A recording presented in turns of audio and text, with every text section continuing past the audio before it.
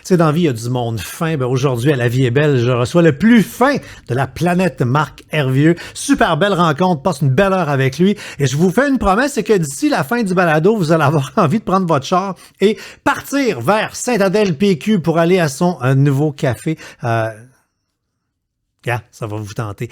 Merci à notre commanditaire de l'épisode d'aujourd'hui, le VPN Surfshark, qui vous protège justement quand vous allez dans des places comme le Café de Marc, que vous êtes sur du Wi-Fi gratuit. Ben, il faut protéger son téléphone, sa tablette et son ordinateur. C'est pas tant les machines qu'il faut protéger que vos données. C'est ce qu'un VPN va faire quand vous êtes en Wi-Fi gratuit public. Également, si vous voulez voir certains contenus de l'étranger qui sont bloqués pour des raisons géographiques, ben, le VPN va souvent vous laisser passer puis vous faire voir le contenu. Vous voulez vous abonner? Vous choisissez le forfait le plus populaire.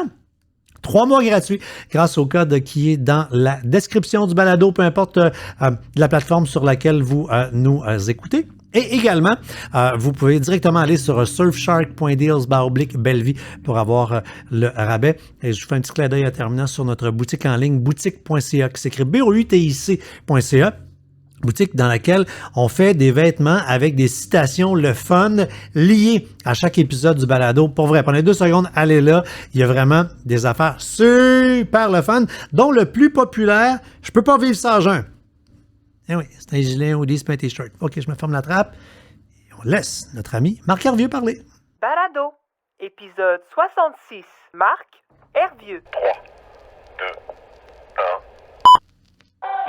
Mais surtout aussi après à rire de nous-mêmes et à être rempli d'humilité face au cœur qu'on essaye de faire en latte art qui ont plus l'air d'une paire de fesses que d'un cœur. Des gros seins. Des gros seins mous. Ah, écoute, je veux dire, c'est très drôle. Mon nom est François Charon. Devant un verre de bulle, je rencontre des gens que j'aime et qui m'inspirent pour découvrir leur vraie couleur et ce qui les motive. Préparez-vous à du positif, car malgré les montagnes russes, l'objectif est de terminer ce podcast en disant « Ouais, la vie est belle ». Fait que là, t'as ton texte pour finir le balado, là. Tu sais, c'est « Ouais, la vie est belle ». C'est de même ça va finir. En fait, moi, je te propose de commencer directement en disant ça. Ah, ben oui, commençons par la fin. Non, parce que pourquoi pas, surtout de ce temps-là. Écoute, on est là à jaser. Je sais pas quand est-ce que tu. C'est relativement bientôt parce que t'ouvres un café bientôt. Fait que je diffuse avant l'ouverture du café. Mais il me semble que particulièrement de ce temps-là. C'est drôle, hein? C'est niaiseux. Un matin, j'étais en train de monter d'assembler des tables en stainless steel pour justement le café. Alors, j'ai passé comme toute l'avant-midi dans la cave. Et ça faisait que j'étais en train de penser, tu sais, au fait qu'il y a du monde qui sont dans des caves présentement là. Parce que c'est pour sauver leur vie. Et écoute, j'avalais croche. Écoute, je ne pensais pas revoir une vraie guerre de mon vivant. Jamais de la vie. Jamais de la vie. Moi, je veux dire, honnêtement, j'ai été dans le déni, là, toutes les premières semaines là, qu'on a senti que ça allait peut-être arriver.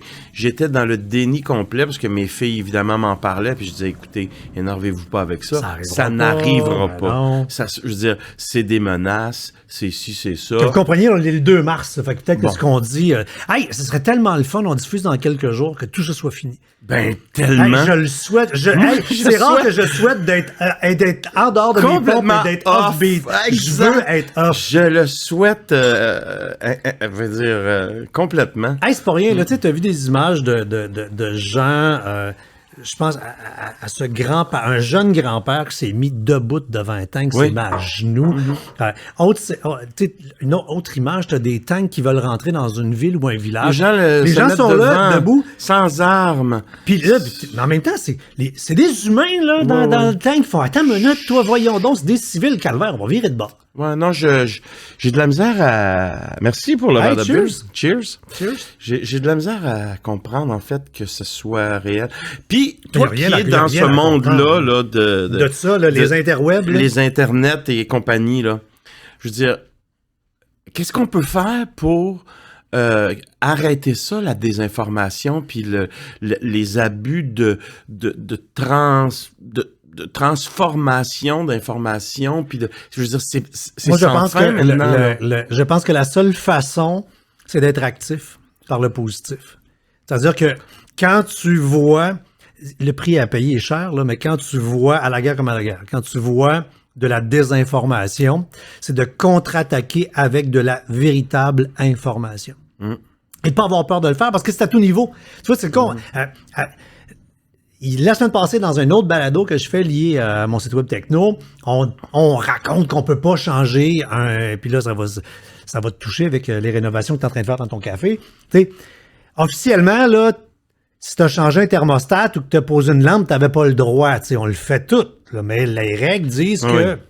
Quand je dis, à toutes les fois que je parle d'un thermostat intelligent, je fais la petite parenthèse en disant, vous savez que vous n'avez pas le droit, mais tout le monde le fait. Bon. Et là, quelqu'un me dit, non, sais-tu, tu as le droit, puis il m'envoie un copier-coller d'une place. Mais pour le plaisir, j'ai été lire. Puis ce que ça dit, c'est qu'en électricité, tout ce que tu as le droit de faire, c'est changer une fusible, mettre une plaque ou changer une ampoule. Il y a 3 actions que tu as le droit de faire. Fait que il me disait le contraire de sa source. Ouais. J'ai été lire. Fait qu'est-ce que j'ai fait? J'ai juste pris le temps de dire, hey, regarde, salut, merci. J'y étais. Puis je t'invite à aller lire, parce qu'on n'a pas le droit. Il y a 3, même si on peut être en calvaire contre ça, qu'on trouve que c'est ridicule, tout capable de changer une prise électrique puis de poser un câble. Bien sûr, mais... C'est 2 marettes, tu sais, je veux dire. Puis les instruisants, ils viennent dans le paquet.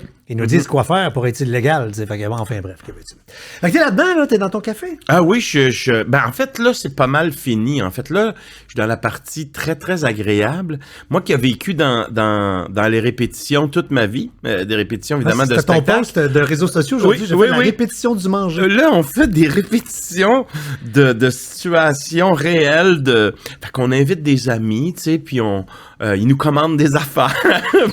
Comme quand on était enfant. Oui. Tu sais, on jouait au restaurant. On joue au restaurant. Le petit four pour enfants, le baker, je sais pas trop quoi. On joue au restaurant et puis donc on a le droit à absolument toutes les erreurs inimaginables. C'est vraiment extraordinaire. Fait que là, t'es rendu barista, là. Oui, écoute, je suis allé faire 2 formations en 2 jours à 2 endroits. Parce que je me suis dit, tu sais, vérifions nos sources, justement. Oui. Donc, j'en ai fait un à Montréal, justement chez Barista Montréal, qui était très agréable. Et puis après, ben, j'avais la possibilité, puisque je m'étais procuré une machine à Montréal, là, chez Espresso Mali, je le dis parce que j'ai été la voix d'Espresso Mali depuis 10 ans, 12 ans. Et puis, comme il m'offrait, tu sais, une formation, fait que on a fait ça, toute la gang, toute la famille, puis les gens qu'on sait on sait déjà qu'ils vont travailler au café. On s'est amusé au départ à apprendre les origines, puis à apprendre les mélanges, puis à apprendre plein d'affaires sur le café, mais surtout aussi après à rire de nous-mêmes et à être rempli d'humilité face au cœur qu'on essaye de faire en latte art, qui ont plus l'air d'une paire de fesses que d'un cœur. Des gros seins. Des gros seins mous. Ah, écoute, je veux dire, c'est très drôle. Alors, moi, je dis toujours aux gens, bon, ben... Fait que si on veut des dessins de gros seins mous, ça va être chez vous. On offre ça pour les débuts du café. C'est promotion au début. Ça. On te fait un rabais si on réussit à faire le cœur. Mais non, mais on s'est beaucoup amusé. Et puis, c'est ça, c'est bien le fun. Mais les derniers, je te dirais, depuis le mois de fin septembre, début octobre, j'ai été dans les vraies rénovations, là, tu sais, dans rénover. Là, ça part d'où cette idée-là? Là? C'est sûr que c'est un collatéral de pandémie, là. C'est-à-dire que la réalisation est un collatéral. L'accélération de l'affaire. Exactement. Parce que c'est quelque chose que j'avais en tête depuis longtemps. Moi, quand j'étais ado, je travaillais dans une base de plein air à Saint-Émilie-de-l'Énergie. Et puis, j'étais responsable d'animation. En fait, j'étais animateur, puis concours de circonstances a fait que 2-3 jours plus tard, je me suis retrouvé responsable d'animation. Puis ça allait bien, tu sais. Et pendant l'été, notre cuisinière exceptionnelle, qui était un des plus beaux personnages que j'ai rencontré dans ma vie. Monique, qui a été cuisinière dans les camps de bûcherons toute sa vie, qui termine, dans le fond, sa carrière en étant dans un camp comme ça. Fait qu'elle, 120 personnes, 3 fois par jour, c'est comme il n'y a rien là, parce que ces gens-là mangent quasiment rien pour elle. Tu sais, parce qu'elle, elle explique que les gars qui partaient au chantier, ben c'est la douzaine d'œufs au complet le matin, tu sais, par gars.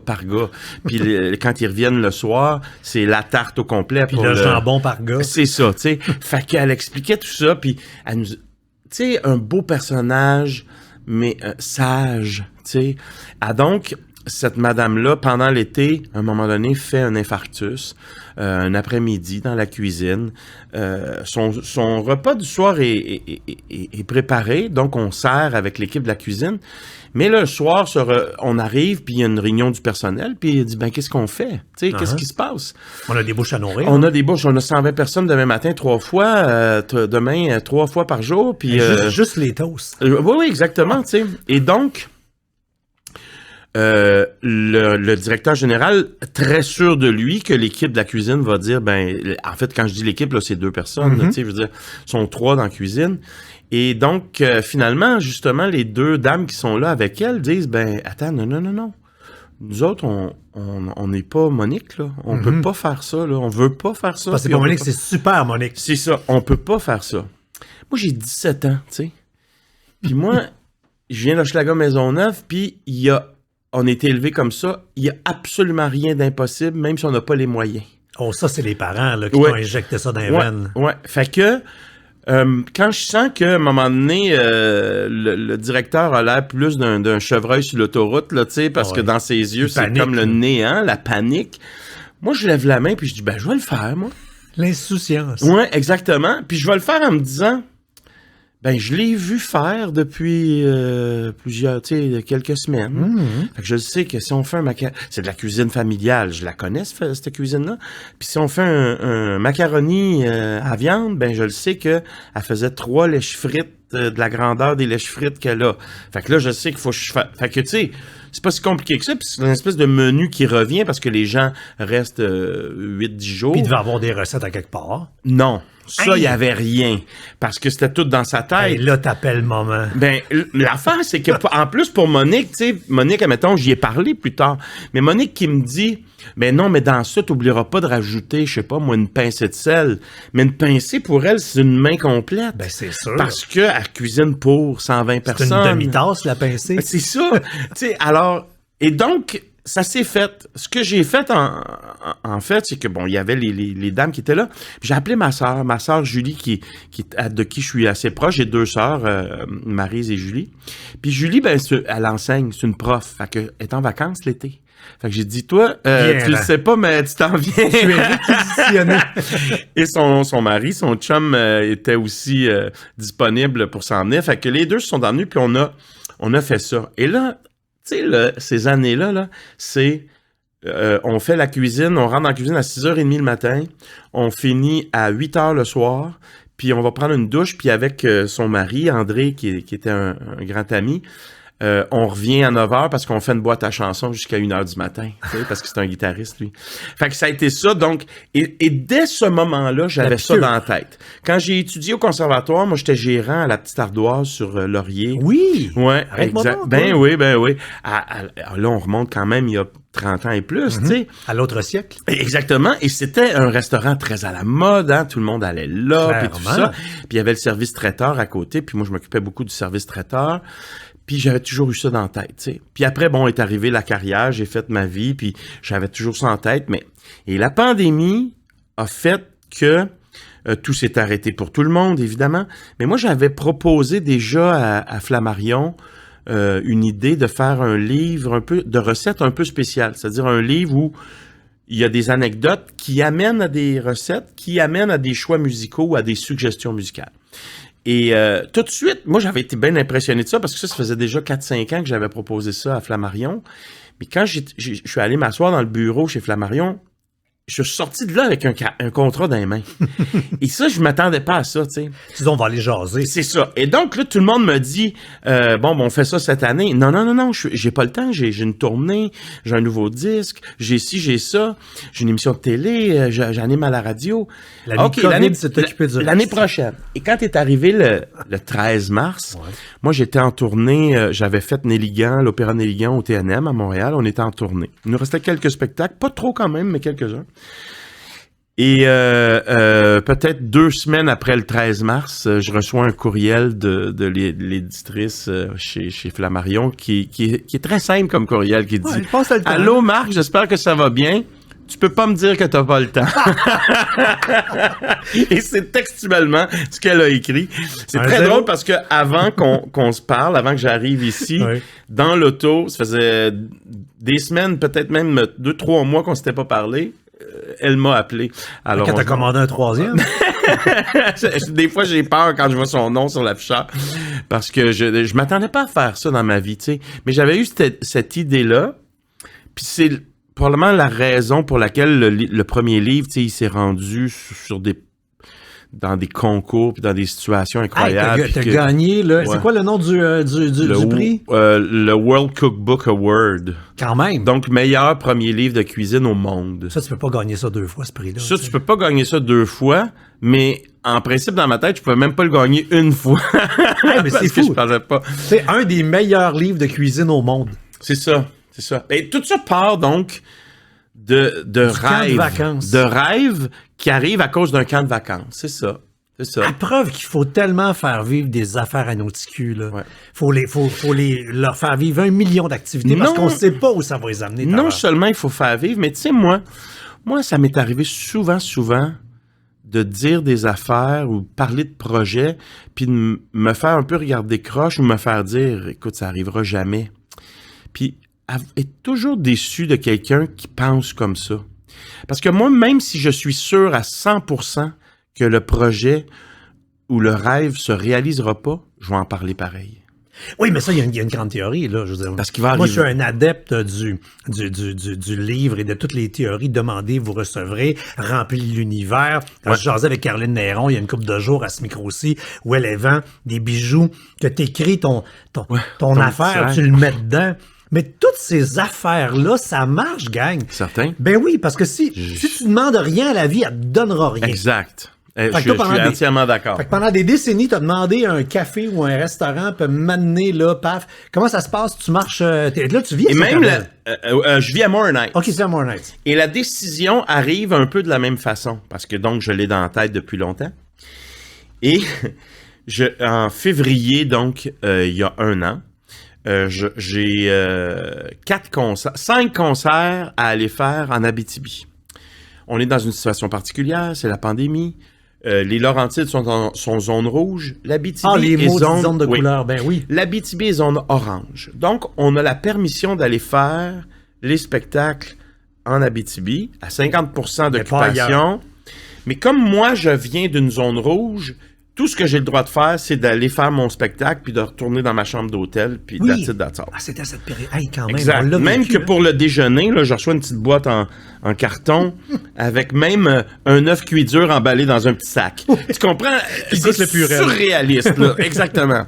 Tu te poses la question, y a-t-il été passé au Purel avant? C'est sûr qu'il l'a été. Et donc, je me retrouve... Bon, il fait moins 350 dehors. Je pourrais aller prendre une marche, mais là, il fait trop froid. Ma famille vient de là. C'est les froids où quand tu marches, fait...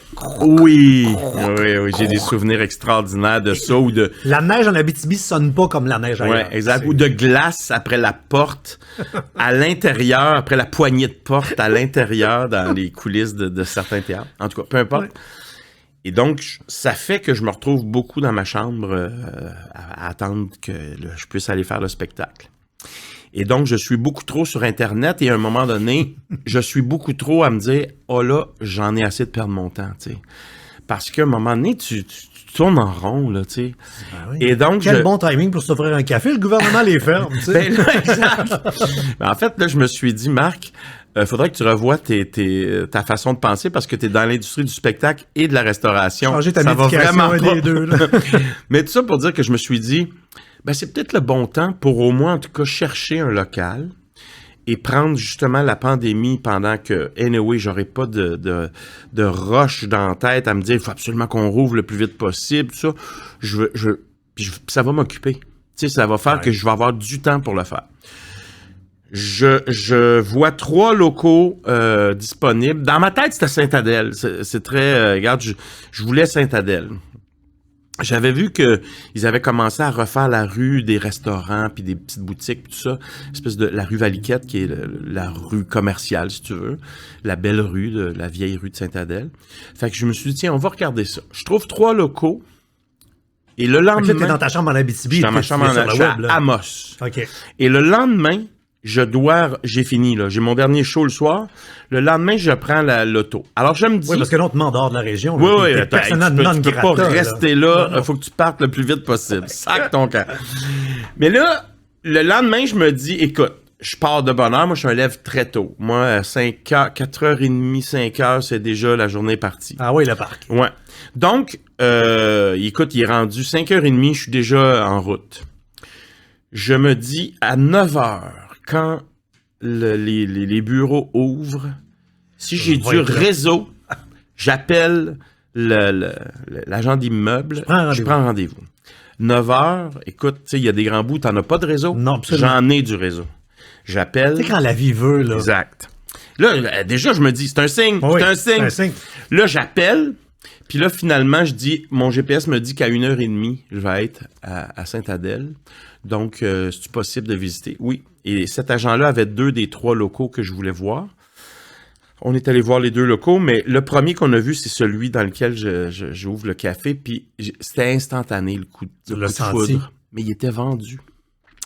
Il était vendu, ce local-là. Donc là, tu rentres dedans, tu fais « je me vois ici ouais. » tu te fais dire non. Mais moi, je le savais pas là qu'il était vendu. Là, je dis, écoute... C'est comme creuser ta dulcinée et réaliser qu'elle est mariée. Ouais, c'est ça. Mais là, je me fais dire, non, écoutez, il est vendu, ça pourra pas se faire. Je dis, mais pourquoi? Attends une minute, là. Il est vendu, mais vous l'annoncez encore. Il est pas retiré du... Oui, mais c'est parce que les gens sont à travailler pour avoir leur financement et tout ça. Et là, je me dis, tu sais, on souhaite pas de malheur à personne. Mais je me dis... C'est pas un malheur. C'est juste un non-achat. Si c'est... J'ai pas le droit d'avoir d'informations sur eux, tu sais. Mais si c'est pour s'ouvrir un café ou un restaurant et que les gens essaient d'avoir du financement des banques en situation de pandémie... Ils en auront pas. Fait que là, je me dis, bon, qu'est-ce que je fais? Alors, je fais une offre d'achat, puis je dis, ben écoutez... donnez ça seulement quand ça va être terminé leur délai, là. Peut-être qu'ils vont demander une extension de délai, mais au moins je vais avoir une fenêtre où je suis pas, je leur joue pas dans le dos ou quoi que ce soit, tu sais, c'est correct. Et c'est ça qui est arrivé. Et puis, ça finissait à 20h le 8 mars et 2021. Et le lendemain matin, à 8h25, j'ai un courriel. Écoute, j'ai presque peur de l'ouvrir parce que je me dis, ah tiens, ça va être pour me dire que... Désolé. C'est correct, c'est réglé. Et non, en fait, c'était mon offre d'achat signée, acceptée, telle quelle, toute faite. Fait que là, tu t'assois, tu regardes Minou, tu dis, bon, ben là, puis non, on va avoir un café. Je l'avais pas dit à personne. Oh! Dans le dos de Dulcinée? Dans le dos de Dulcinée et des 3 filles, parce que le but dans ma tête... Puis là, après, ça devient une entreprise familiale, puis il était pas au courant. Le but dans ma tête, c'était ça, tu sais. Alors, quand j'ai reçu la réponse... Là, t'as fait un bon souper. Exactement. Et là, j'ai dit, j'ai quelque chose à vous dire. Puis là, j'ai raconté ça. Écoute, là, te dire l'excitation. Puis on est un clan assez serré. Et là, c'était... Ah oui, tellement serré. Pendant un an de temps, on le travaille dans le dos. Tu sais. C'était la folie. Et puis là, je les ai amenés voir ça. Puis, tu sais, ça a été très, très agréable. Et donc, là, on devait... là, on est en mars. Après ça, on est passé au notaire en mai. Et je devais travailler pendant tout l'été dedans pour ouvrir l'automne passé. Malheureusement, j'ai eu des petits ennuis de santé. Donc, j'ai dû mettre ça de côté, régler mes affaires, puis attendre. Puis, finalement, ça a bien tombé parce que mes ennuis de santé sont tombés avec le prix des matériaux qui avaient décuplé. Le 2x4 à 10$. Oui, c'est ça. Donc, à l'automne, quand j'ai pu commencer finalement, ben, tout s'était un peu replacé. Là, c'est un peu reparti en folie. Mais au moins, en tout cas, c'est un drôle de hasard, le fun. Fait que c'est un peu tout ça, l'histoire de ça. C'est des rêves, des hasards, des idées de foncer, puis de l'essayer, puis de penser aux conséquences un peu après, dans le fond. Moi, je fais faire à tous mes invités leur profil de personnalité. Puis, à entendre ce que tu dis là, puis à regarder ton profil, on comprend tout. C'est vrai? Parce que c'est drôle, parce que quand je l'ai fait, des fois, j'étais comme, j'aurais voulu trafiquer les réponses possibles. C'est pas capable. Non, ça s'appelle, la technologie qu'on utilise s'appelle Nova, puis c'est utilisé depuis très longtemps. Il y a des psychologues qui ont travaillé là-dessus. Tu peux pas le contourner. Ouais, c'est ça. Ça dit vraiment qui tu es. Ça définit la personnalité en couleur. Et tu vois vraiment, tu as une couleur prédominante qui dépasse le reste, c'est le jaune. Puis le jaune, ben, tu sais, c'est le soleil, c'est le plaisir, c'est l'influence, c'est communiquer, c'est être persuasif. Fait que je te vois derrière un comptoir de café. Écoute, t'as même pas idée. Puis les gens pourraient te penser, mais c'est une vedette, là, il ne sera pas derrière son café. C'est un investissement. Non, c'est que tu t'achètes du fun. Non, moi, je vais être là tous les jours. Je vais être là tout le temps. Puis je vais avoir les deux mains dans... gros totons. Oui, exact.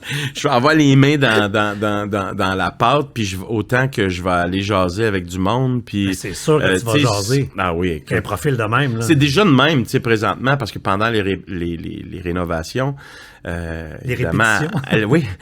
Non, mais à l'automne, tu sais, toutes les fenêtres, toutes les portes étaient ouvertes. On rénovait sérieusement avec un entrepreneur, tu sais, parce que c'est commercial, c'est une obligation.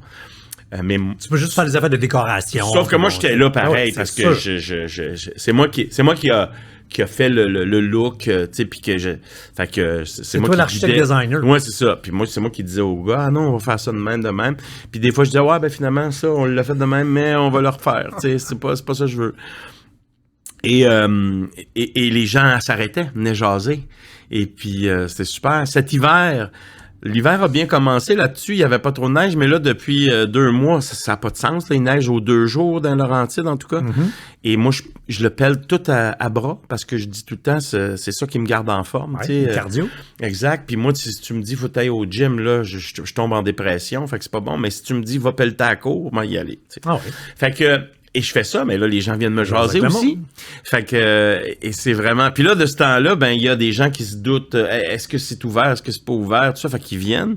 Fait que moi, je pars, je vais leur ouvrir la porte, puis on jase, puis je leur fais faire une petite visite du propriétaire, puis... T'as pas d'écrire en gros, là? Non. C'est le 20 ou c'est... Le 30 mars. Le pire, c'est que j'y ai pensé souvent, mais je me suis dit, si je fais ça, Colin, ils viendront pas. J'aurais pas d'amis jusqu'au 30 mars. Parce que là, ce que j'aime, c'est qu'ils montent sur le balcon, puis là, ils font ça dans la fenêtre, tu sais. Puis là, tout à coup, ils m'aperçoivent, je leur fais un salut, là, je vais ouvrir, puis on jase. Ah ouais. Tu sais, ça fait partie... Moi, je dis tout le temps, tu sais, aller au restaurant, en tout cas, quand moi, j'y vais, c'est une expérience totale, tu sais, là, on commence à avoir des employés engagés, puis tout ça, puis je leur parle toujours de ça, je leur dis toujours... Si les gens rentrent ici, puis ils sentent que l'équipe s'entend super bien, puis qu'il y a une belle ambiance, mais c'est complètement hermétique, ça va pas. Il faut que tu rentres ici, puis tu penses que tu es venu passer la fin de semaine au chalet. Avec des amis. Parce que, tu sais, ce que Nova sort, oui, il y a les couleurs, là, mais c'est aussi des motivations des gens. Tout l'altruisme hyper élevé. Tu sais, être tourné vers les gens, vouloir servir autrui. Je suis sûr qu'il y a quasiment un agenda caché de dire quand le monde va venir chez nous, ils vont être bien. Oui. Ils vont sortir, puis les problèmes vont être disparus. Mon café va les avoir réparés. Mais c'est toujours ça que j'ai eu en tête quand les gens viennent chez moi, à la maison. Nous autres, là, avant que la pandémie nous change notre façon de vivre pour un petit bout de temps, t'as pas idée les parties chez nous, là. C'est malade, là. Le dernier party... C'est des portes d'attente, c'est des portes de western chez vous. Ouais, là, ça rentre, ça sort. Le dernier party qu'il y a eu avant que tout s'arrête, c'était le jour de l'an. On était certainement 90 chez moi, là. J'ai une grande maison à Mornight. Pendant... Nelligan se faisait... Puis là, c'était arrêté, supposé d'être le prochain party parce que c'était la fin de Nelligan. Moi, j'avais invité non seulement tous les artistes, mais les concepteurs, le personnel du bureau au TNM. J'avais invité tout le monde. Ouais. Finalement, ça n'a pas eu lieu à cause de la... C'est très drôle. Ça, c'est une belle affaire parce que au moment où j'ai envoyé le courriel pour le party, tout le monde était excité, cool. Écoute, ça a confirmé dans le temps de le dire, je regardais ça, tu sais, Christy, on va être 80-100, là, tu sais.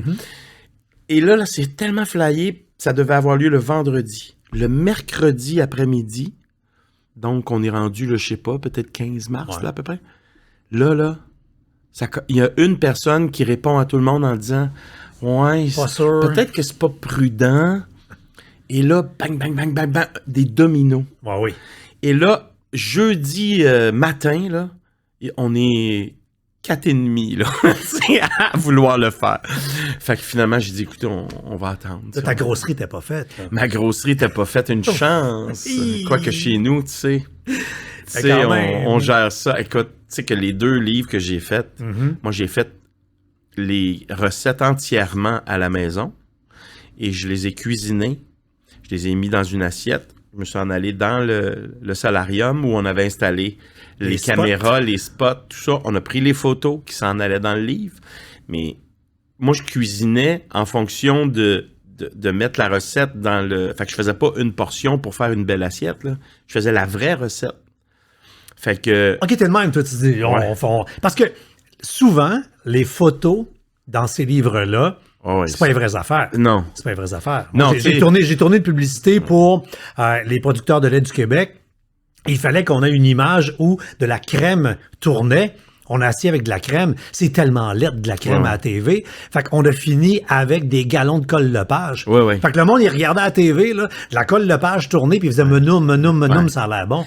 Mais toi, c'est les vraies affaires. Moi, j'ai tenté sauf une affaire, j'ai été obligé de tricher sur une affaire.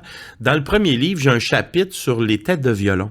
Parce que moi, j'ai été élevé avec une mère ma mère vient du Nouveau-Brunswick, qui connaissait ça. Il y avait personne qui mangeait ça au Québec quand j'étais enfant. Et au chalet où on allait à Lanoraie... Et encore moins dans le schlag, là. Encore moins. Mais nous, on allait au chalet à Lanoraie, parce que je suis de la branche des Hervieux de Lanoraie, sur le bord du fleuve. Et il y avait une espèce de ruisseau avec une coulée, là, qu'on appelle. De fugère. Et là, il y en avait dans ça. On en cueillait des sacs à vidange complets. Puis là, ma mère apprêtait ça de toutes sortes de façons. Parce que le monde, il voyait ça comme de la mauvaise herbe. Exact. Et donc, quand j'ai sur le principe du livre qui est de raconter une anecdote, d'amener aux recettes, il y a à un moment donné les fameuses têtes de violon où tout le monde nous regardait bizarre partout, les voisins. C'est genre, qu'est-ce qu'ils font là? Ils sont vraiment pas riches, les Hervieux. On l'était, mais quand même. Pas à ce point-là. Mais tout ça en plus qu'aujourd'hui, c'est un produit de luxe, tête de violon. C'est cher. Oui, mais là, tout ça pour dire que c'était au moment où on le faisait, c'était plus la saison. Alors, il aurait fallu que j'y pense d'avance. Alors, j'ai triché dans les photos mais c'était facile parce que j'étais chanceux parce que, par exemple, il y avait un potage. Donc, tu sais, à partir du moment où il est vert, le potage. Tu dis potage mais c'est de l'asperge que tu avais mis dedans. Exact, c'est ça. Donc. Mais c'était pas physiquement. Parce que là, je dis, mais c'était mangeable. Oui, non, mais t'as pas trouvé des têtes de violon plastique pour les mettre dans l'assiette? Non, parce que ça avait pas d'allure. Mais tout ça pour dire que j'ai toutes fait les recettes, on les a cuisinées, on les a photographiées. L'équipe, l'équipe apportait des Tupperware chez nous parce que l'équipe arrivait à 8h moins quart le matin. Tout le monde, d'habitude c'est le chemin contraire, mais là toute l'équipe partait de Montréal, s'en venait chez nous. Oui. On était dans ma maison de 8h moins quart le matin jusqu'à 6h. En fin de journée. On faisait ça intensif. Mettons, tu faisais quoi, 2, 3, 4, 5 recettes? 11 recettes par jour. Aïe, aïe! Ouais. Puis, moi... Là, le frigo... Moi, je suis un hyperactif, OK? Fait que moi, là, je savais que j'avais 11 recettes par jour à faire. Mais on en fait... Mettons, la première journée, là, quand ils sont arrivés, on en avait 11 à faire de prévu. J'avais la styliste culinaire qui m'avait dit « Ah, je vais faire le potage ou tel truc. » OK, parfait. Mais moi, la veille, j'en avais déjà fait 4, là. Fait que là, il restait juste à assembler. Puis plus on avançait dans la semaine, la dernière journée où on était supposé d'en faire 11 encore, on avait 3 à faire. Fait qu'à 1h, tout était fini. On avait même fait la photo de la page couverture. On avait relaxé. Fait qu'on ouvre des bulles, on s'élève. Exact, tu sais. Parce que c'est comme ça, tu sais. Fait que moi, je faisais ça, là. À 4h du matin, 4h30, tu sais, je me lève. Fait que j'étais dans la cuisine tout de suite. Je commençais de la préparation, tu sais, tout couper les trucs qu'on va avoir besoin. Commencer à faire certaines choses au four qui demandent une longue cuisson. Et à 6h, tout le monde partait. Là, j'écrivais ma liste d'ingrédients pour le lendemain. Épicerie, je revenais. Je commençais ma préparation là, à minuit au lit, puis... 4h30, on est de retour dans la cuisine. Un vrai jaune, parce que ceux qui ont le jaune fort sont pas capables d'arrêter à rien faire. Ils ont besoin de voir du monde faire des affaires, avoir des défis. Ouais. Tu sais, comme là, le café, là, il est Et puis, si Caro était à côté de moi, ma blonde, là, elle dirait, bon, Marc, calme-toi, tu sais. Mais c'est ça pareil. Le café, là, c'est fait, là. Mon autre idée que j'ai dans la tête depuis toujours, c'est une cabane à sucre. Pas une grosse, mais une cabane à sucre. Et là, j'ai juste ça dans la tête. Le café va ouvrir, là. Là, je la cherche, t'as pas idée comment je la cherche. Fait que, tu sais, mais c'est ça, tu sais, quand même, je voudrais faire autrement. Je suis fait comme ça. D'ailleurs, j'ai été confronté, tu sais, quand j'ai été obligé d'arrêter, là, à cause de l'ennui de santé, là, je fais du psoriasis sévère, mais je fais malheureusement le dommage collatéral du psoriasis sévère, c'est-à-dire que je fais de l'arthrite psoriasique. Donc, l'été dernier, l'été 2021, j'ai eu un mois complet où je pouvais à peine marcher. À peine marcher. Fait que ça change la perspective de la vie. Oui, pendant que tu es pris dans une crise, là, j'ai eu 7 crises en 2021 d'arthrite, là, mais c'est très, très intense, tu sais, malheureusement. Et là, je suis dans le processus pour trouver la solution à tout ça. Mais tout ça pour dire que c'est vrai que ça confronte, tu sais, comme quelqu'un qui se retrouve devant... Puis pour un gars qui aime avoir du fun, tu dois, à partir de là, savourer encore plus le fun. Eh oui, parce qu'en plus, pendant qu'il faisait les tests pour trouver le bon médicament, j'étais en interdiction complète de prendre une seule goutte d'alcool. Oh, ben là. Puis ça a duré des mois, là, des mois. Fait que t'as vécu des mois de février, toi. Ah oui. Ouais. 2021, il y a eu 7 mois sur 12 qui étaient sans aucune goutte. Oh, Colin! Ah oui. Tu sais, alors qu'on est en pandémie. Puis on est en pandémie, puis là, tous les jours, c'est facile de dire on ouvre la porte du cellier, puis on se fait plaisir. J'avais niaisé au début de la pandémie, je disais s'il fallait qu'il y ait un barrage policier entre la cuisine puis le salon, c'est sûr que je perds mon permis. Fait que là, le café va ouvrir. Ouais. Fait que ça va être un vrai café-café. Quoi. Ça café va des bistrot, tu sais, on va le dire dans cette expression-là, mais ça dit light lunch. OK. Tu sais, le matin, mais le matin avec beaucoup de tartines ouvertes. Oui. Tu sais, des belles tartines ouvertes là, que tu manges avec les yeux avant de le manger pour avec vrai. Du jambon déchiré. Oui, c'est ça. Puis des belles couleurs, puis des belles textures. Tu sais. Oui, tu sais, un peu de mou, un peu de croquant, un peu, puis du très bon pain. Ben oui. Et puis, tu sais, par exemple, on a ça, j'étais obligé d'être cobaye pour le fameux pain doré que je voulais. Je voulais un pain brioché d'abord, le faire avec du pain brioché. On a trouvé le pain brioché qu'on voulait.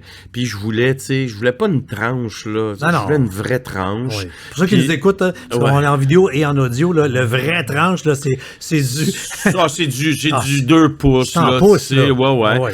Puis tu sais, avec des fruits, avec un caramel, avec une crème, mettons une chantilly pas finie de monter. Tu comprends? Oui. Tu te fais une chantilly qui est encore un peu coulante, mais qui se tient. Puis là, tu rajoutes... Écoute, regarde. Là, je viens de voir le morceau de pain que tu retrempes là-dedans, que ça reste collé dessus, puis ça tombe pas, là. Fait que, tu sais, on était dans tout ça, dans imaginer ça, puis c'est ce qu'on va servir. Puis le midi, soupe, salade... sandwich, mais encore là, des tartines aussi ouvertes à l'avocat, puis à plein de bonnes affaires. Là, avec toi qui va décider de pousser la note en arrière du comptoir parce que ça te tente soudainement. Puis... Tu sais quoi?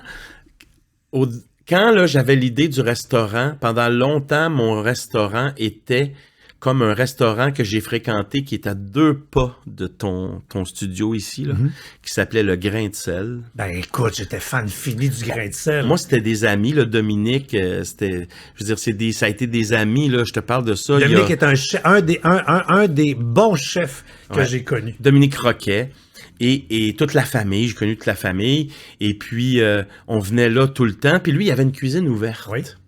Et là, je te dis, j'ai peut-être, ça fait plus de 30 ans, là, j'ai 18 ans, 20 ans, tu sais, ça fait plus que 30 ans. Et moi, je voyais ça, puis nous, comme on était des amis, on était toujours chanceux de rester quand le restaurant, un moment donné, fermait. Et quand le restaurant fermait, il y avait une espèce de tradition où ils se mettaient à crier dans la cuisine, puis c'était vraiment, puis là, la musique, puis il y avait une espèce d'effet. Puis ça, je voyais ça, là, puis je me disais, mon restaurant va avoir une cuisine ouverte, puis on va appeler ça Opéra Bouffe. Ah ouais. Tu sais? Ah ouais. Puis je vais justement en arrière de mes fourneaux me mettre à chanter quand je veux, puis tout ça. Et puis finalement, tu vois, c'est pas ça, mais c'est une cuisine ouverte. Ouais. Avec... tu vois absolument tout, puis tu... Et non seulement ça, mais dans mon idée, tu sais, on a commencé à rencontrer les employés, là. Je leur explique, il y en a qui sont fascinés par ça, là. Moi, je veux que tout le monde fasse de tout. Je veux que tout le monde soit capable de presque tout faire. C'est-à-dire que on va... je sais pas comment le dire correctement, mais normaliser, tu sais, les recettes pour que tu sois capable de le faire si c'est ça que tu as le goût de faire cette journée-là, tu sais. Fait que c'est... Tu te rappelles de ton camp de vacances, toi? Ouais, ouais. Tu sais, pour que le plaisir soit complet de tout le monde, tu sais, pour qu'on sente qu'on est dans un party chez quelqu'un, puis que là, c'est un potluck, puis là, tout le monde te demande « Hey, as-tu un plat? As-tu une tôle? Je peux-tu mettre ça au four? » C'est cette espèce de Vivre quelque chose. Ouais. Vivre quelque chose. Ouais. Tu parles, je pense, moi j'ai été longtemps client d'un resto au centre-ville à Montréal qui s'appelait Guy et Dodo. Et Guy sortait, était un des grands chefs de Montréal. Guy sortait de sa cuisine, puis il se mettait à chanter du Aznavour devant tout le monde. Ouais. Et quand il le faisait pas, t'étais quasiment déçu. Tu disais comme là, j'ai été mangé là, puis j'ai pas eu ma petite chanson d'Aznavour, tu sais, qui regarde sa blonde, puis qui dit qu'il est laide, puis là, c'est trop payant. Puis, il va se passer de quoi? Il va y avoir des moments quand on va aller dans le exactement. Tu sais, puis j'aime l'emplacement parce que c'est une espèce, c'est comme si c'est un faux rond-point de village de Provence, tu comprends? Parce que c'est l'intersection de 4 rues, mais qui sont pas comme on peut penser, là, c'est pas une croix là, comme on imagine. Là. C'est que moi, je suis dans un triangle, puis là, il y a une rue qui arrive par là, puis il y en a une qui repart dans l'autre sens, puis il y en a une qui... Écoute, c'est complètement désorganisé comme coin de rue. Et ça, c'est l'affaire qui m'avait attiré le plus quand je l'ai visité. Quand j'étais à l'intérieur, c'est très éclairé, c'est que des portes et des fenêtres. Et quand j'étais à l'intérieur, puis je regardais ça, je me disais... C'est tellement bien désorganisé. Tu sais que la fille avec qui tu parlais au téléphone avant de venir me jaser, là, si elle écoute le balado, là elle vient de te commander un roman. Ouais, ça, parce que il y a là toute la prémisse pour pouvoir faire une belle histoire, puis de délirer, puis de partir de bout de vérité, puis de raconter un peu n'importe quoi. D'extrapoler, puis... Tu disais, le coin ici, tu le connais, on est sur Sainte-Catherine, en face de la Ronde, là, dans ce qui était dans le temps à l'Est, qui est plus vraiment à l'Est, parce qu'on est Chauvin, on est les dernières rues du centre-ville, fait qu'on on est Ville-Marie, nous, on n'est pas Schlag, qui est juste au bord de la rue. C'est un quartier tellement vivant. T'es venu au Monde-Ci dans le coin, là, toi? Ouais, moi, je suis juste à côté, dans Hochelaga-Maisonneuve. Pour nous, il y a 50 ans, ici, c'était Centre-Sud, le Faubourg Amelas. Mais moi, je suis né Valois-la-Fontaine, juste après que mes parents aient été expropriés de Bourbonnière Notre-Dame. Parce que mes parents, ma famille, puis tout ça, les Hervieux habitaient sur Bourbonnière, entre Notre-Dame et Sainte-Catherine. Pour les Olympiques? Non, pour construire l'autoroute qui n'est jamais venue, finalement, sur Notre-Dame. Donc, ils ont exproprié toutes les maisons qui étaient entre Sainte-Catherine et Notre-Dame sur presque toute la longueur d'Hochelaga-Maisonneuve. Ça a été fou. Ils ont fait ça, puis après, pour les Olympiques, le drapeau ne voulait pas que Montréal ait l'air pauvre parce que le stade est dans l'Est. Fait que sur ces terrains-là, il a construit des HLM, toutes pareilles, toutes bien beaux, ce qui fait que les délégations, quand ils roulaient, vous voyez, si vous venez à Montréal, c'est une tranche de... Rentrez à Montréal par le tunnel Hippolyte-Lafontaine, prenez Notre-Dame pour rentrer jusqu'au centre-ville, puis regardez tous ces buildings-là, pareils, des années 70. Ouais. Puis ça te donne l'impression que le quartier en arrière, c'est complètement ça. C'est pas ça pantoute, parce qu'ils voulaient que les dignitaires internationaux pensent que Montréal, ce quartier-là, c'est un quartier de riches, pas un quartier... C'est drôle, ces affaires-là. Tu sais, moi, je suis un fou d'histoire, puis, tu sais, Maisonneuve a été une grande ville très prospère, tu sais... au début du 20e siècle. J'ai déjà regardé l'architecture des immeubles. Exactement, mais tu prends le marché Maisonneuve. Le marché Maisonneuve, tu sais, d'habitude, les grands monuments à Montréal ou ailleurs dans le monde ont une façade en pierre de taille, puis les côtés, puis l'arrière en briques rouges.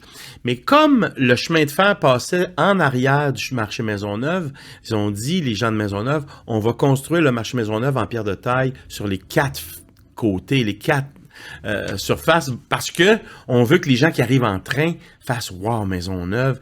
Et c'est la même chose pour la bibliothèque. Ben, maintenant, c'est la bibliothèque. C'était l'hôtel de ville P9, Ontario. C'est en pierre de taille. Il y a du beau building dans ce coin. Il y a du beau building, certain. Moi, enfant, si les gens connaissent un peu Hochelaga Maisonneuve, là, vous voulez savoir un peu l'histoire, enfant, on voyait ça, puis ça faisait partie de notre vie, mais maintenant, je le raconte.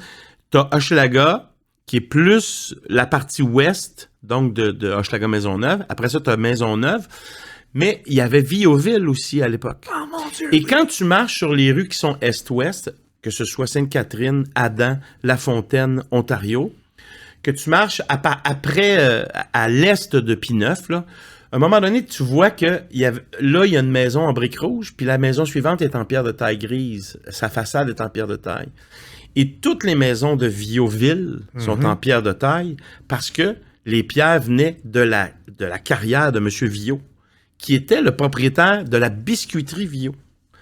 Et lui a dit à la ville, je vais céder mes terrains pour qu'on construise des triplex. Ça l'arrangeait bien parce que ses employés allaient vivre dans ça. Oui. Mais à condition qu'on prenne mes pierres. C'était toutes des affaires de même. Comme quand on parle de Griffintown, l'histoire de Griffintown avec monsieur et madame Griffin, c'est effrayant ce qu'ils faisaient aux gens, aux pauvres ouvriers. Ouais. Mais moi, je trouve ça très intéressant, cette affaire. Fait que tu voulais devenir comédien, c'est ça, au point de départ? Puis papa a fait comme, peut-être pas la meilleure idée, tu sais. Moi, mon père travaillait à St. Lawrence Sugar. Ça s'appelait comme ça. Qui existe encore. Qui existe encore, qui s'appelle Sucre Atlantique. Qui à un moment donné est devenu Sucre Saint-Laurent, mais enfant, nous autres, on disait la St. Lawrence Sugar, comme on disait l'American Can Co. Tous les noms étaient anglais. C'était tout anglais. Et puis, P9 Notre-Dame, pour situer les gens. Et mon père, donc, avait pas de métier. Mon père a vécu la crise de 1930 avec son père. Eux autres, son père, mon grand-père, est décédé pendant la crise de la tuberculose, mais lui était ébéniste chez RCA Victor dans Saint-Henri. Il faisait les meubles de gramophone, de tourne-disque. Exactement. Et donc là, ils se retrouvent évidemment sans emploi parce que c'est la crise. Ils sont obligés d'aller au secours direct. Puis là, mon père nous contait l'aide sociale n'existait pas à l'époque. Là. Non, tu vas chercher des poches de nourriture dans les sous-sols d'église, tout ça, puis tu ramènes ça à la maison. Des coupons peut-être. Et il y avait une honte exceptionnelle à ça, alors que tout le monde était là-dessus finalement. Ouais. Mais mon père nous contait que son père, mon grand-père, lui montrait des chemins pour passer par les ruelles. Puis s'il croisait quelqu'un, il fallait qu'il cache le sac, parce que sur le sac, la poche était écrit secours direct. Cache ça en dessous d'un hangar. Dans ce temps-là, il y avait encore des hangars. Ouais. Avant, pour pas se faire voir avec ça. Et eux autres, ils allaient là, les deux, mais ils allaient pas ensemble, pour pas être vus ensemble.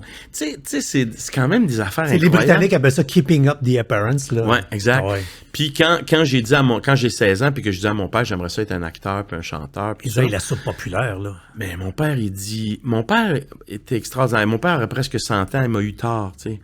Mais mon père, il me dit, Marco, je te vois très bien faire ça. Mais qu'est-ce que tu veux faire pour gagner ta vie? Ouvrir un restaurant, mais j'ai 50 ans. Tu sais, mon père, il se disait, là, Marco, ça, c'est un hobby. Ça, là, tu vas être bon là-dedans, là. Parce que moi, en troisième année, je faisais des pièces de théâtre pour l'école primaire où j'allais à Saint-Mathias, qui n'existe plus, mais... il faut que tu trouves un métier, il faut pas que tu fasses comme moi, puis que tu sais, mon père était bien fâché de la fin de sa vie, tu sais, il a travaillé loyalement pendant 42 ans pour la St. Lawrence Sugar, ses chiffres tout le temps, là, une semaine de 8 à 4, une semaine de 4 à minuit, une semaine de minuit à 8, pendant 42 ans présent. Exact. Puis, au bout de 42 ans, un matin, ils l'ont appelé dans le bureau, puis ils ont dit, c'est terminé, M. Hervieux. Ils l'ont layoffé, comme on disait dans le temps. Ouais, Puis là, lui, il était surpris. Puis là, finalement, ils ont dit, non, c'est fini. Il a dit, écoute, lui, il dit, pour la journée, non, vous revenez plus, là, vous prenez le train entre en gare. Ouais. Là, mon père, là, j'ai cette image-là tellement forte, là. Moi, je venais dîner à la maison. Dans ce temps-là, on allait à l'école à pied, puis on venait dîner à la maison. Je suis à la maison en train de dîner. Mon père arrive. Mon Dieu, comment ça, tu sais? Il rouvre la porte du du garde-robe d'entrée. Il lance on appelait ça un satchel, le sac, son sac avec son lunch puis ses affaires. Il lance ça dans le fond et je l'entends murmurer, pas pour que je l'entende, mais lui qui dit, de toute façon, ça se servira plus. Et là, sa vie vient de s'écrouler. Tu comprends? C'est ça, il est démoli. Là. Lui, ça fait 42 ans.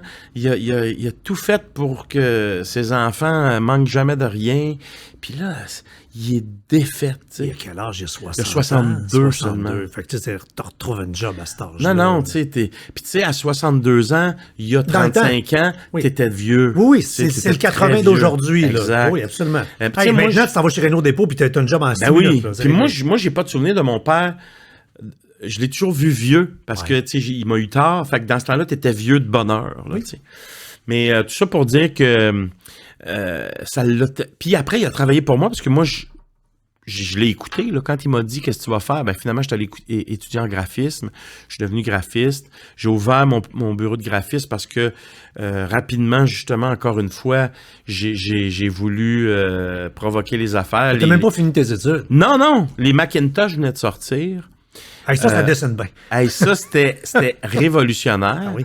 Fait que moi, je suis allé à la banque, j'ai emprunté de l'argent. J'ai réussi à faire ça. Puis j'ai réussi à faire ça encore une fois à cause de lui. Parce que mon père, sans me le dire, est allé à la banque.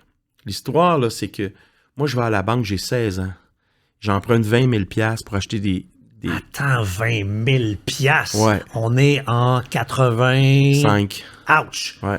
Puis là, les Macintosh, il y a pas grand monde à Montréal qui ont ça là, à ce moment-là, puis une imprimante laser. Là, t'as pas 10 Macintosh à ce prix-là. Là. Non. Puis, tu sais, l'écran, c'est 3 pouces par 5 pouces, à peu près vert. Puis moi, écoute, je suis même assez audacieux pour avoir un lecteur externe de disquettes, ce qui fait que je roule à 2 disquettes. C'était le Mac 512. Alors, googlez ça, les amis. Ce que ça veut dire, c'est que c'est 512K. Oui. K, là, c'est en bas de meg. Hein? Oui. Dans un meg, il y a 1024K. Fait que divisé... Il y en avait 512. Fait que le courriel que vous recevez, qui a juste un message texte, qui a rien d'autre, là, il est plus pesant que la capacité que ton ordi avait. Puis toi, tu étais graphiste. Moi, j'étais graphiste, donc j'avais commencé à étudier au Cégep Onsic. Puis finalement, donc, je m'en vais à la banque, je présente mon affaire. Mon père était bien découragé de tout ça. Il m'avait dit, Marc, t'as 16 ans, là, 20 000 $. Là. Ben, il dit ça à toi, mais dans ton dos, il s'en va à la banque. Maudit père. Hein? Moi, je rentre à la banque, je présente mon affaire, je ressors de la banque. Mon père, il est sur le coin de l'église, il voit l'entrée de la banque d'épargne. Même la banque n'existe plus. Et puis, sur le coin de la salle, puis dans Hochelaga Maisonneuve. Et lui, il rentre. La Laurentienne, après ça. Exact. Ouais. Et lui, il rentre dans la banque, il demande à rencontrer la personne que j'ai rencontrée, il dit « Je suis un gagne petit, j'ai pas grand-chose, mais j'ai un peu d'économie. Je vais l'aider s'il faut qu'il soit endossé, mais je veux pas qu'il sache.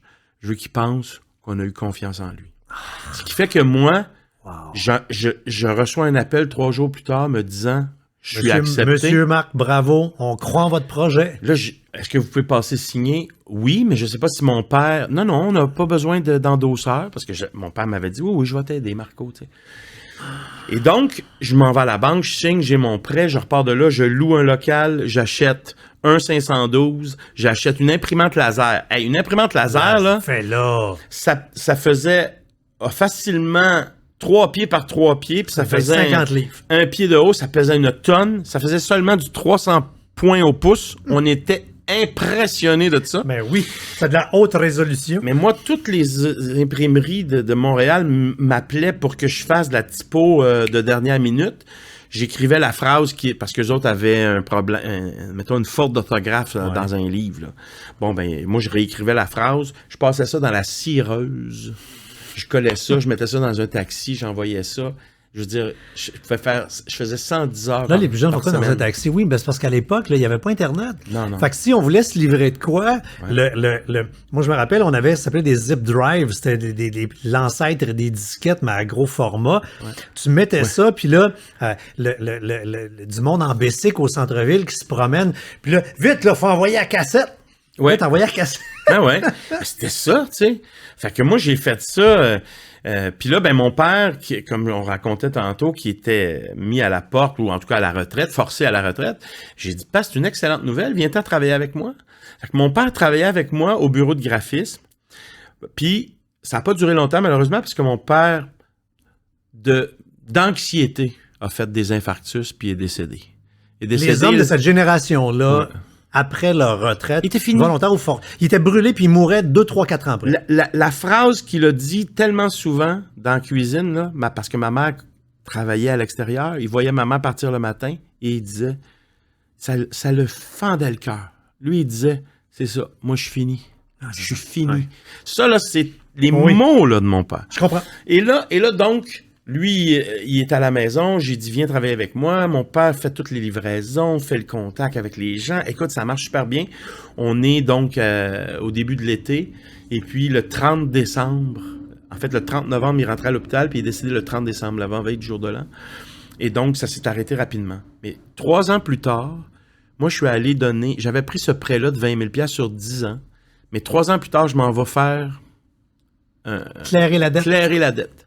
Je suis au comptoir de la banque d'épargne et je signe et la fille me dit, je vais aller faire des photocopies, je reviens. Parfait. Pendant qu'elle est partie à côté, je me mets à feuilleter le document qui est... Et tu découvres l'endossement. Et je vois la signature de mon père. Mais je peux pas lui dire merci parce que mon père, il est mort.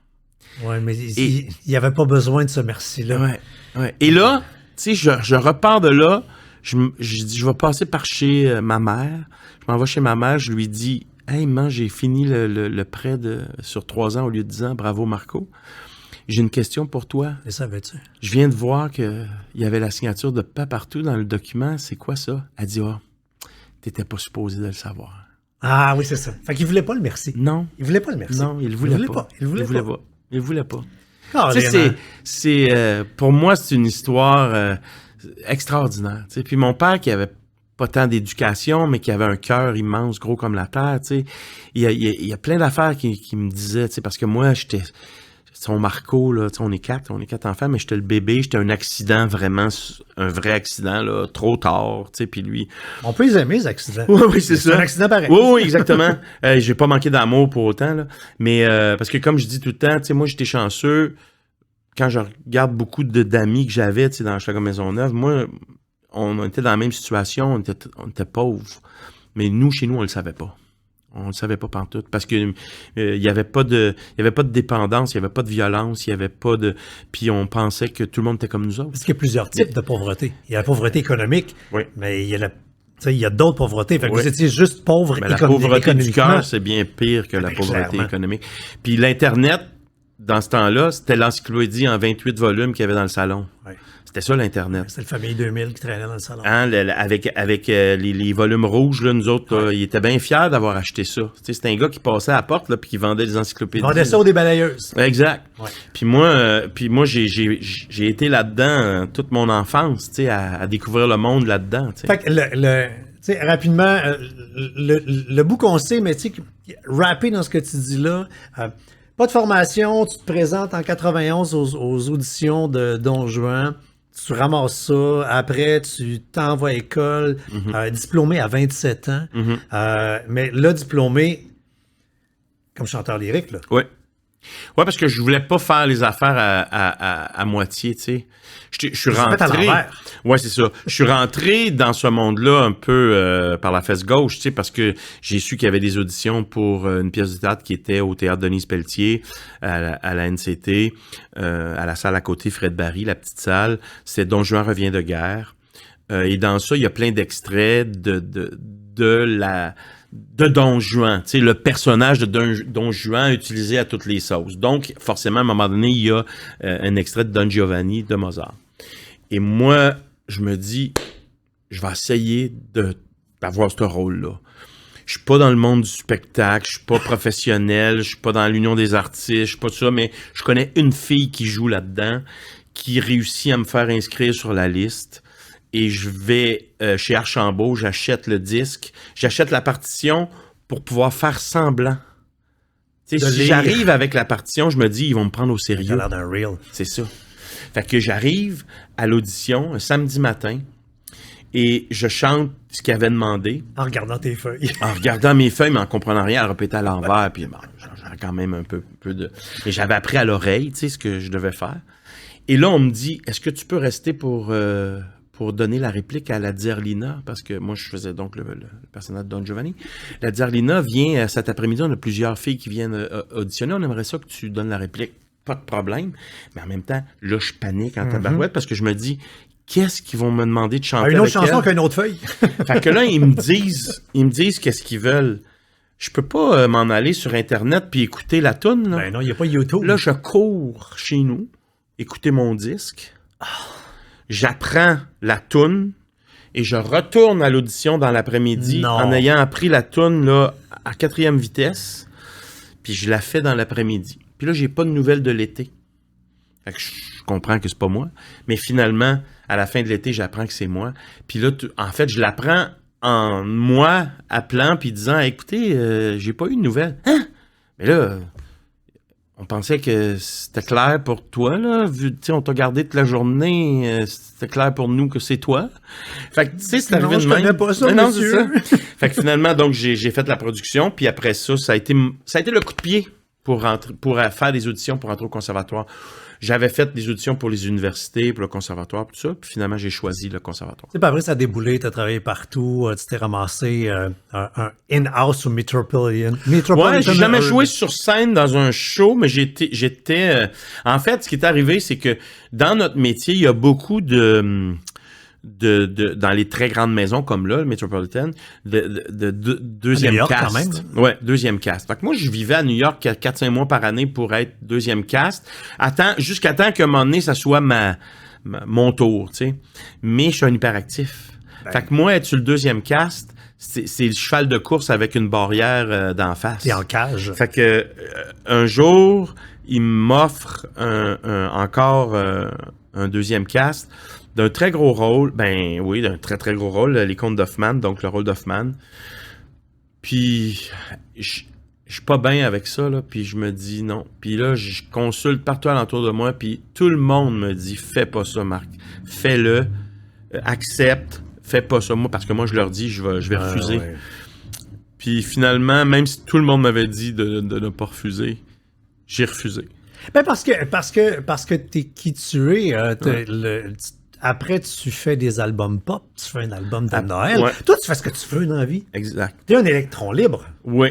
Puis, tu sais, je me suis fait tellement dire par les gens de mon milieu, c'est effrayant ce que tu fais ou ce que tu as fait, quoi que ce soit. Je m'en fous complètement. T'as même fait une émission de TV country. Oui, je m'en fous complètement. Ben justement, tu sais, moi, j'ai été élevé dans ça, le country. Ben oui. Alors, qu'est-ce que je dois faire? Je dois renier mes origines pour faire plaisir à ceux qui me voient ailleurs. Ben, t'es chanteur d'opéra. Impossible pour moi. Impossible. Tu sais, moi, quand j'ai eu la possibilité de me mettre à faire des disques de toutes sortes, des idées qui me viennent, puis je me pose pas la question, tu sais. Puis j'ai été chanceux parce que le public a énormément embarqué. Tu sais, moi, au Québec, il y en a quand même pas tant que ça, là, qui ont...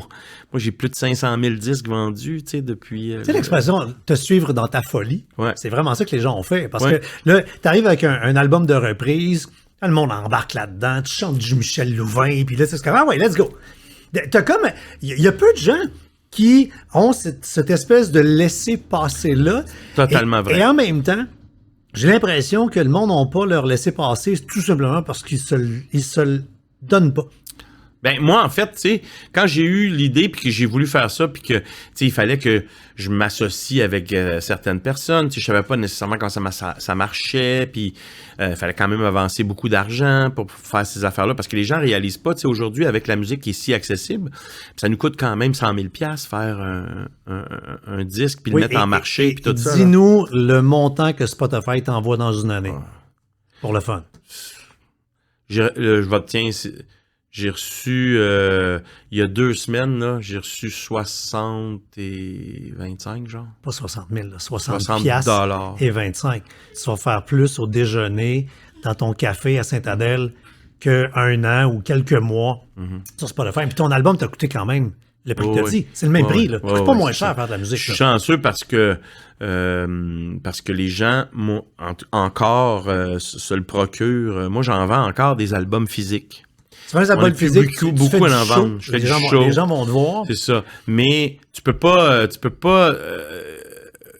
commencer aujourd'hui, là, c'est une autre game, là, tu sais, pour les jeunes. T'es tellement pas snob, puis tellement pas que t'es dur à suivre. Je regardais sur ton site Internet. Là, tu vas être en spectacle dans les prochains mois à Saint-Marceline de Kildare. Ouais. Mais tu sais, c'est parce que c'est tout petit comme endroit. Ouais. T'es en amour ou c'est de la fidélité?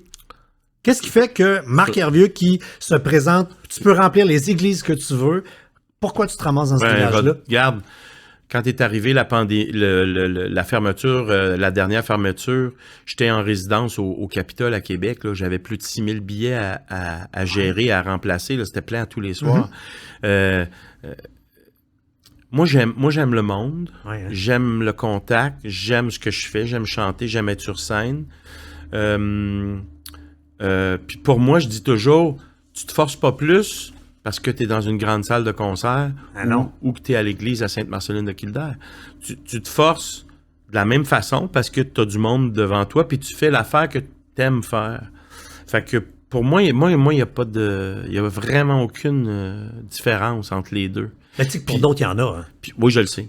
Puis moi, en fait, même à ça, je te dirais, puis c'est pas pour abaisser un ou l'autre ou quoi que ce soit, mais je suis obligé d'avouer que j'ai certainement eu plus de fun à l'église de Saint-Valérien de Milton. Ben oui. Que des soirs, justement, dans des grands théâtres, que ce soit en Europe, en Asie ou... tiens, on est dans le thème, là. Mm-hmm. Je vais te dire une affaire.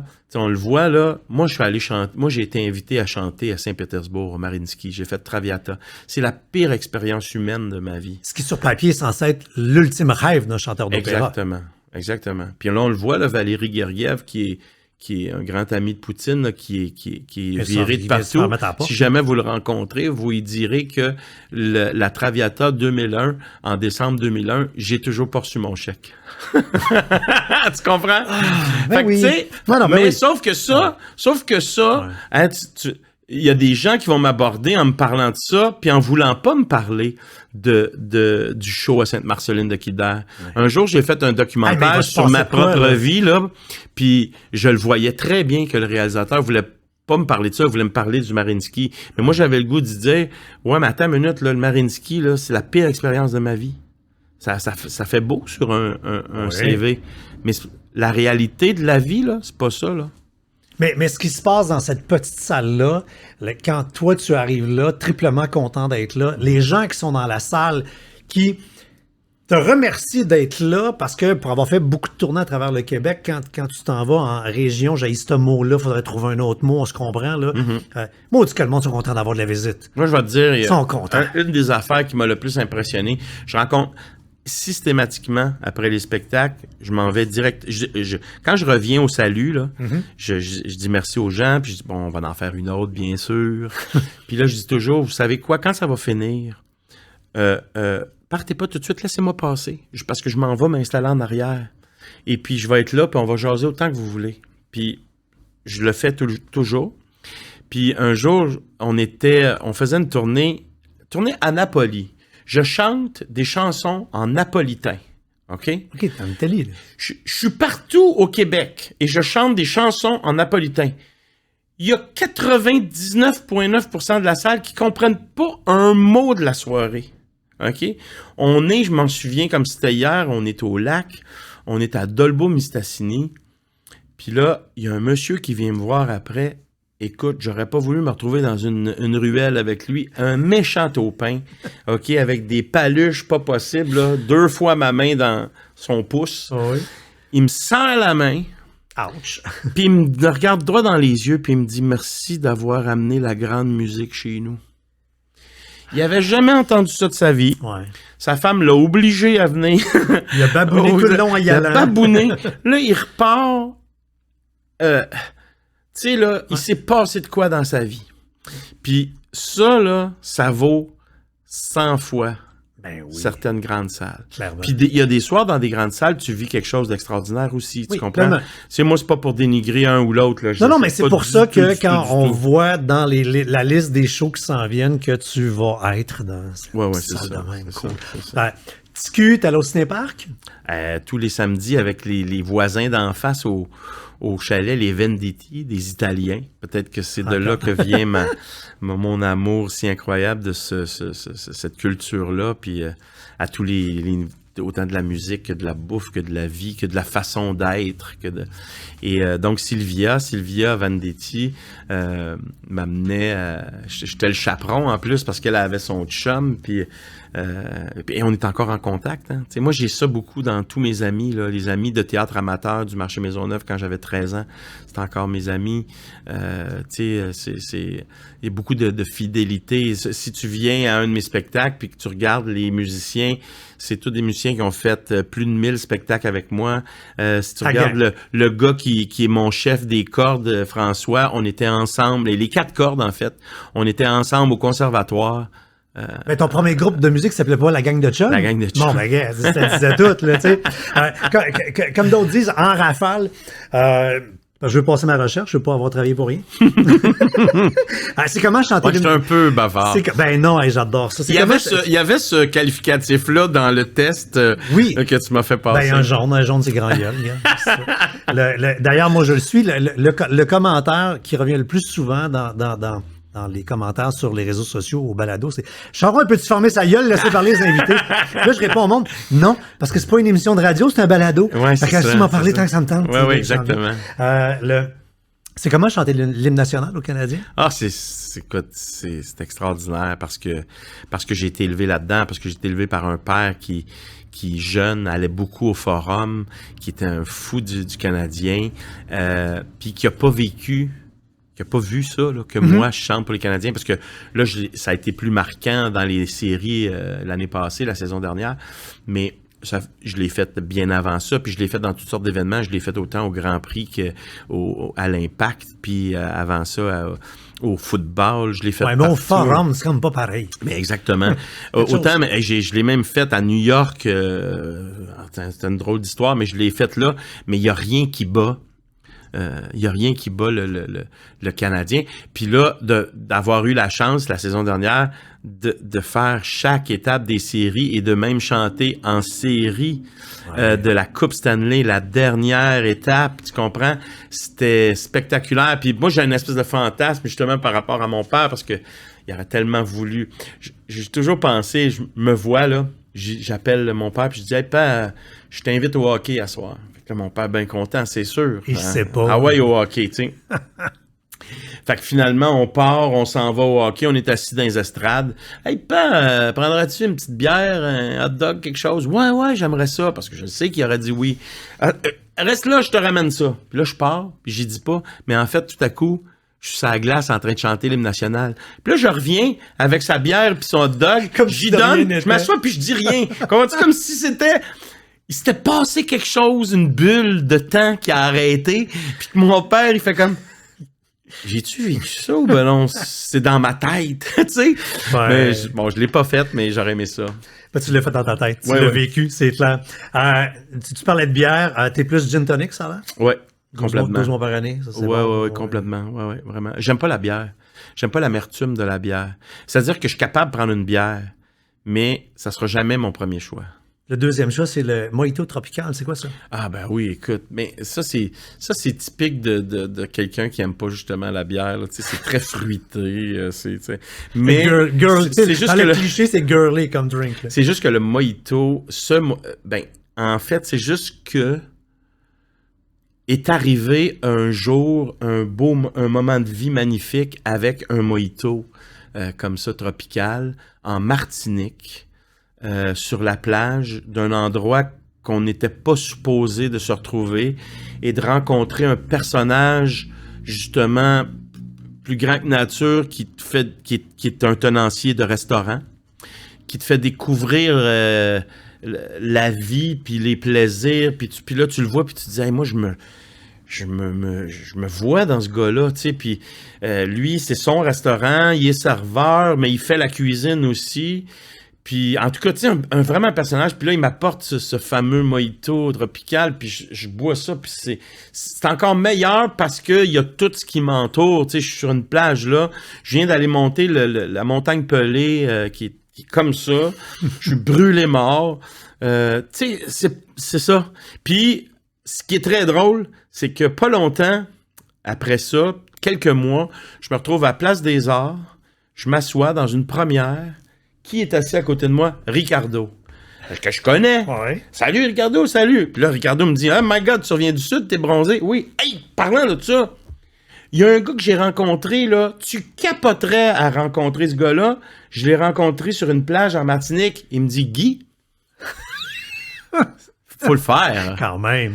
Et c'est le même gars. Tu comprends? Tu sais, mais ça, j'aime ça, ces affaires-là. Googler, les amis, c'est fruit de la passion avec de l'alcool blanc. Puis, ouais. toi, du blé d'Inde, c'est pas bouilli, là. Ben, ça peut être bouilli. Ouais, mais non. Là, on le voit dans ta face que c'est triste du blé d'Inde bouilli. En fait, c'est que, tu sais, ça peut être, là, de toutes les façons. Moi, en plus du Christy de blé d'Inde, je fais rire de moi, mais j'en mets quand c'est l'été, là. C'est bon, hein? J'en mets partout. Dans les salades, c'est sûr que je vais finir par en hiver, sur le du barbecue, un petit morceau grillé, là. Exactement. Même s'il est 2 piastres pour c'est pas grave, c'est bon, j'aime ça. Puis je vais en rajouter dans la soupe, puis je vais en rajouter... Écoute, j'aime ça. Comment tu le fais, là? C'est quoi ta meilleure recette, là? En fait...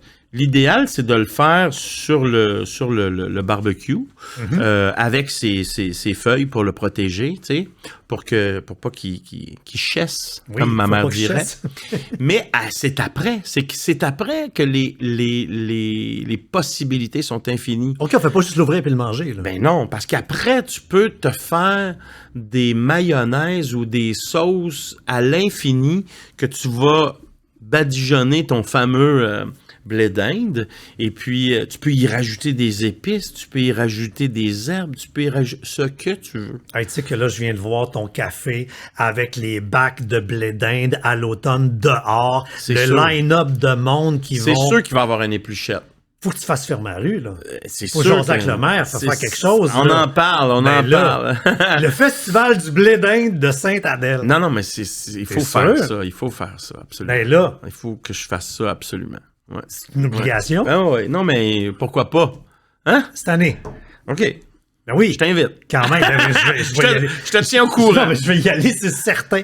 Mais même, justement, au café, je ne sais pas encore dans les réglementations de Sainte-Adèle. Ça change. En règlement municipal, ça change relativement parce que j'aimerais ça avoir vraiment un four à pain et à pizza au bois à l'extérieur, puis faire ça aussi, tu sais, puis en tout cas.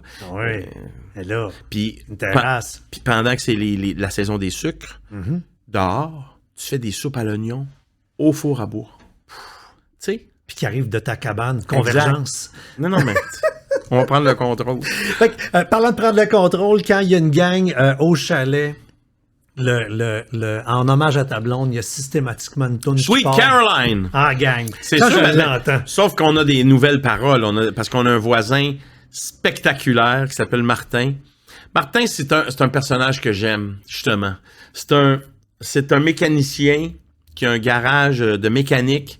C'est un mécanicien philosophe. Tu sais, ces personnages-là, oui. Je les adore. Il va être dans ton livre. Là. Ah, c'est sûr. Martin, il est extraordinaire. Martin Lévesque.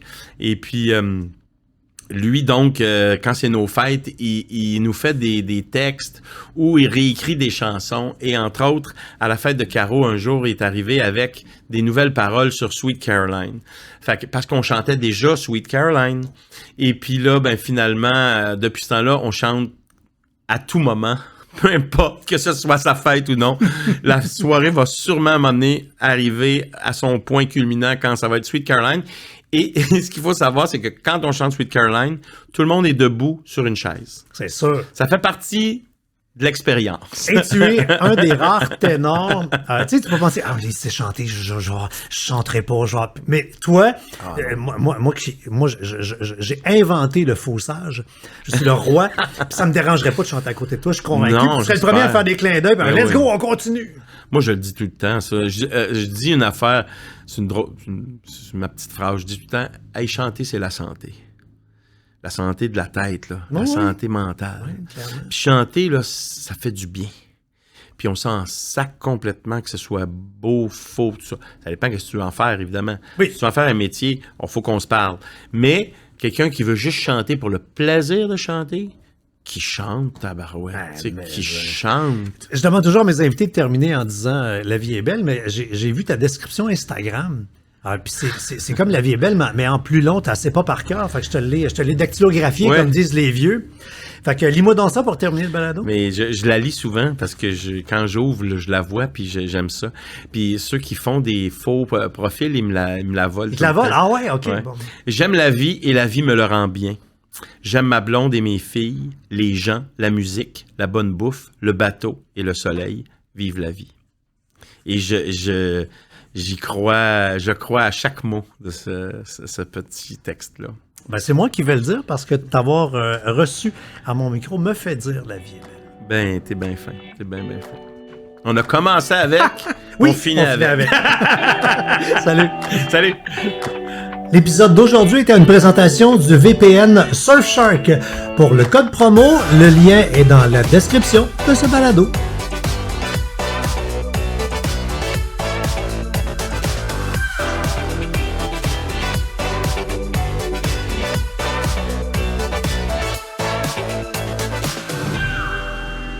Vous avez écouté La vie est belle. À la prochaine. Un balado synonyme média.